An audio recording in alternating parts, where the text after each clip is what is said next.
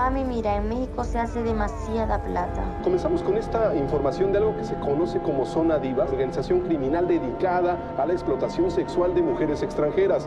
Fue encontrado el cuerpo sin vida de Karen, una modelo joven de 23 años de edad. Aquí en la Ciudad de México fue encontrado el cuerpo de Génesis Gibson, la joven venezolana.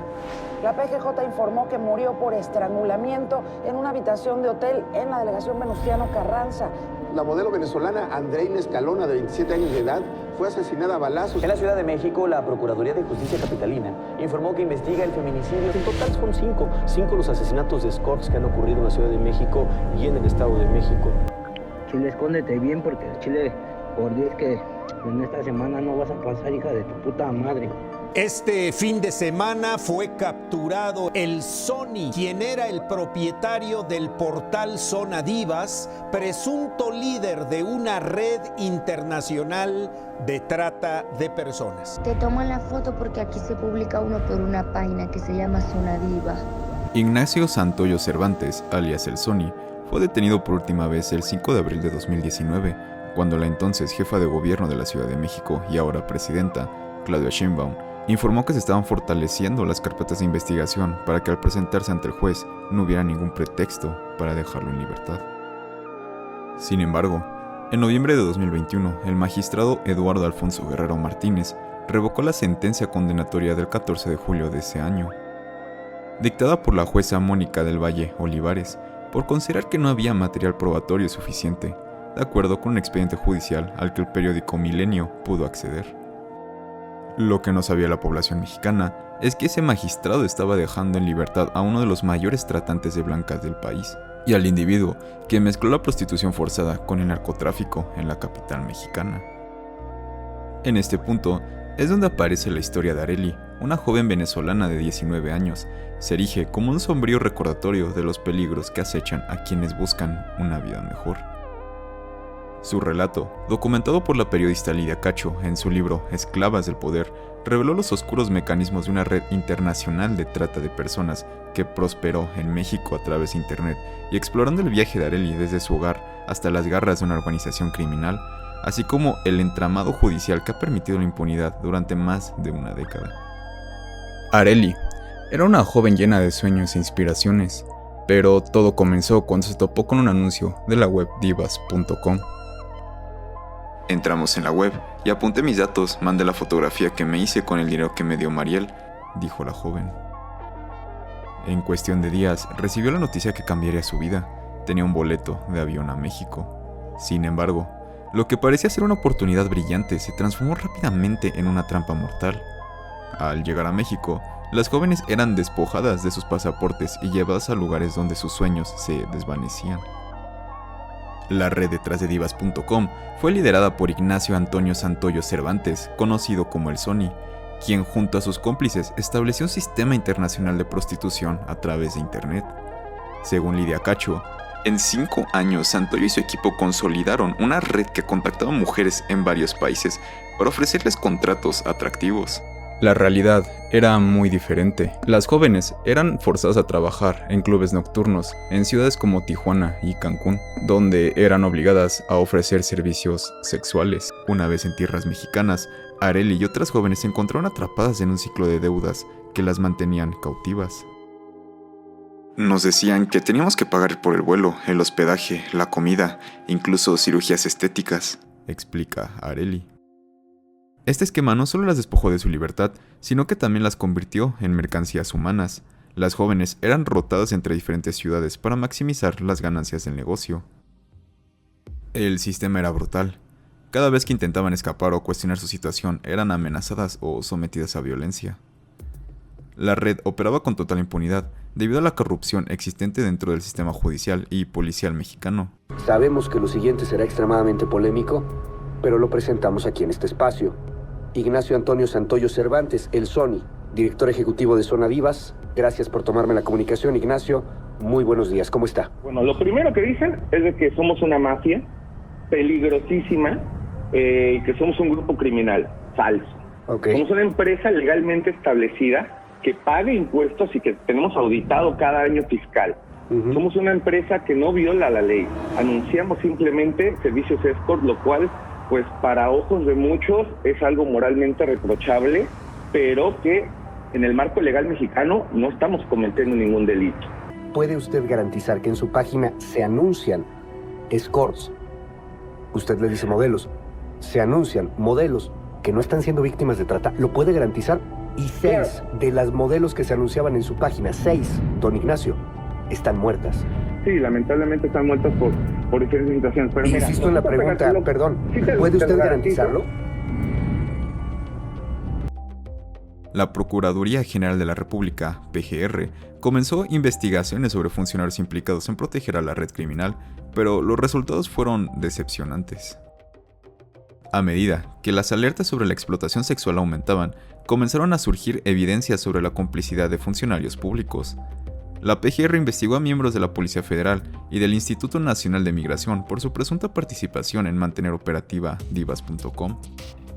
Sin embargo, entre febrero y junio de 2007, las autoridades afirmaron que el sitio había sido desarticulado, pero esta afirmación resultó ser engañosa. Pronto resurgió bajo el dominio zonadivas.com. Cacho documentó cómo el escándalo llevó a investigar conexiones entre la red criminal y figuras políticas. En medio de estas pesquisas, un informante clave apareció, Nemesio Lugo Félix, secretario técnico de la Comisión Interinstitucional para Prevenir y Sancionar el Tráfico y la Trata de Personas. Luego advirtió sobre la posibilidad de corrupción política y el riesgo inminente para quienes intentaban exponer la verdad. Trágicamente, el 14 de mayo de 2007, Lugo fue asesinado a tiros cerca de su oficina. Su muerte subrayó el peligro que enfrentaban aquellos que intentaban desafiar el sistema corrupto que permitía estas atrocidades, y donde quedaron expuestas las relaciones de los tratantes con personajes del narco.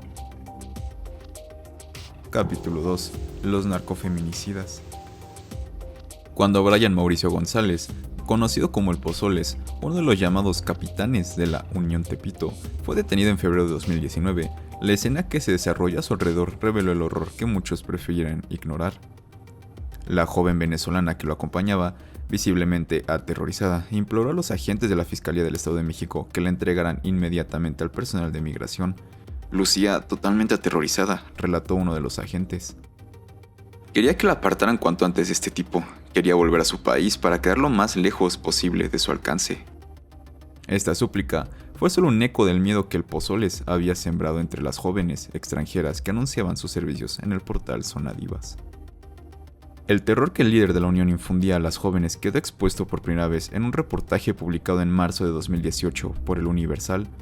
Una periodista investigaba la trata de mujeres en México tras el asesinato de al menos 6 escorts extranjeras. En su búsqueda, logró contactar a una joven que le confesó tener en su poder audios, fotografías y videos que implicaban a El Pozoles en el asesinato de al menos 2 mujeres, Kenny Finol y Karen Aileen Grodzinski.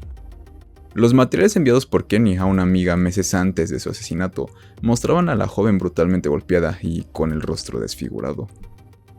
Él mata por hobby, viví con él y varias veces mató por nada, en mi cara, relataba Kenny. Su historia comenzó cuando conoció a Brian Mauricio en una fiesta en abril de 2017. Para septiembre del mismo año, su relación se había convertido en un infierno. Kenny decidió terminar con él, lo que desató una serie de golpizas, agresiones verbales y amenazas. «Quiere que me vaya de México y que ya no putee más», reveló ella. La violencia ejercida por el Pozoles escaló a niveles inimaginables. En un acto macabro, le pidió a Kenny como una prueba de amor que le entregara a uno de sus miembros. Así, le voló un dedo del pie con un disparo. Este tipo de control extremo era parte del modus operandi del líder criminal, quien no solo buscaba dominar físicamente a sus parejas, sino también mantenerlas bajo un constante estado de miedo.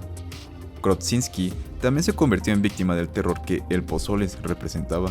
En diciembre de 2017, fue asesinada en el Hotel Pasadena, en la Avenida Revolución. Después del crimen, Brian llamó a Kenny para mostrarle una imagen del cuerpo sin vida de Karen y le dijo: «Mira, maté a Karen». Esta llamada fue un claro mensaje. Nadie estaba a salvo bajo su mando. La historia de Kenny y Karen no es un caso aislado. Es parte de un patrón más amplio que involucra a numerosas mujeres atrapadas en redes criminales dedicadas a la explotación sexual. Las investigaciones revelaron que estas redes operaban con total impunidad gracias a la corrupción institucional y la falta de protección para las víctimas. La red detrás del portal Zona Divas no solo se limitaba al ámbito local, se extendía internacionalmente, contactando mujeres desde países como Venezuela, Colombia y Argentina bajo promesas engañosas. Muchas jóvenes llegaban buscando oportunidades laborales legítimas, solo para encontrarse atrapadas en un ciclo interminable de abuso y explotación. Los feminicidios comenzaron a acumularse. Wendy Vanesca, Génesis Ulianis y Karen Ailén fueron solo algunas entre muchas víctimas cuyos asesinatos estaban ligados al portal Zona Divas. Cada caso reveló un patrón escalofriante. Jóvenes buscando independencia fueron atrapadas por promesas vacías y luego asesinadas por negarse a seguir bajo el control del sistema. A pesar de los esfuerzos por llevar ante la justicia a figuras como el Pozoles, el sistema judicial mexicano ha mostrado ser ineficaz. Tras su detención en 2019, Brian fue sentenciado a solo 5 años por narcomenudeo debido a insuficiencia de pruebas para vincularlo con homicidios. En noviembre de 2022, fue liberado, continuando su vida como si nada hubiera sucedido. Para octubre de 2023, fue nuevamente aprehendido mientras paseaba tranquilamente por las calles de Roma, acompañado por otro joven venezolano. Este ciclo interminable reflejaba no solo la fragilidad del sistema judicial, sino también el profundo miedo que persiste entre las víctimas potenciales. Mientras tanto, las demás jóvenes atrapadas en esta red continuaban siendo tratadas como objetos. Sus perfiles eran exhibidos en zonadivas.com y muchos terminaron formando parte de carpetas de investigación por feminicidio. Las investigaciones apuntaron a cárteles como los Zetas y la CJNG como responsables directos de estos crímenes atroces. Durante 17 años, Zona Divas operó como un catálogo para ofrecer los servicios sexuales de cientos de mujeres explotadas sexualmente. Las historias individuales se perdieron entre estadísticas frías. Cada víctima tenía un nombre, un sueño y una vida antes del horror. Eran 35 divas por página y eran 25 hojas. ¿Cuántas niñas tenía? Y eso multiplícalo por 3.500, que era el promedio.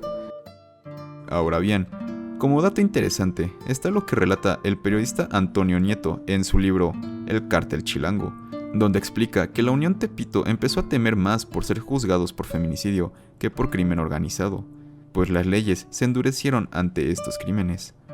Lo que llevó a los líderes del cártel a no dejar rastros de sus atrocidades, pues los feminicidios cometidos por el grupo criminal se habían disparado.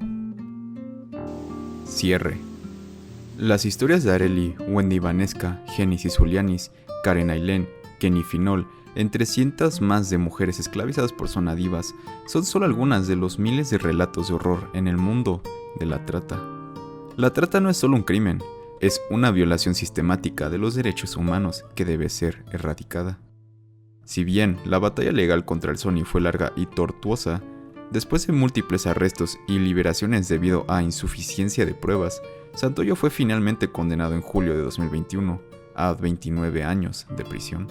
Su condena fue revocada poco después, lo que generó indignación entre las víctimas y activistas. Zona Divas, como se le conocía, ya no existe, eso está claro, pero Santoyo sigue libre, operando, y de acuerdo con información periodística, se dice que el Sony migró su red de trata y crimen a un nuevo portal llamado La Boutique VIP, lo que solamente significa que hay miles de mujeres en peligro, y habrá más mientras la justicia mexicana no proteja a las víctimas y castigue a los tratantes.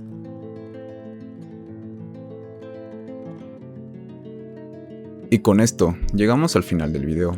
Si esta historia te aterró de la misma manera que nos aterró a nosotros, escribir y descubrir toda esta red oculta, te recordamos que en el canal ya existen 2 videos tocando temas muy del estilo. Uno es el famoso Acapulco Kids, que es uno de los videos más legendarios del canal, donde, como tal vez estarás pensando, sí, es una red de pedofilia que existe en el puerto de Acapulco. El otro es un video analizando y detallando más la información del libro de Los Demonios del Edén, de la ya mencionada en este video Lidia Cacho, donde se habla de toda una red de pedofilia que existe no solo en la ciudad, sino en todo el país de México, y las implicaciones que gente como Zúcar Curi y Kamel Nasif tienen en esta detestable red de abuso infantil. En verdad, si este tema te gustó, te recomiendo ver mucho estos videos, ya que van muy de la línea de este que acabas de ver. Si el video fue de tu agrado, nos ayudarías demasiado dándonos un like y, si te es posible, compartir el video.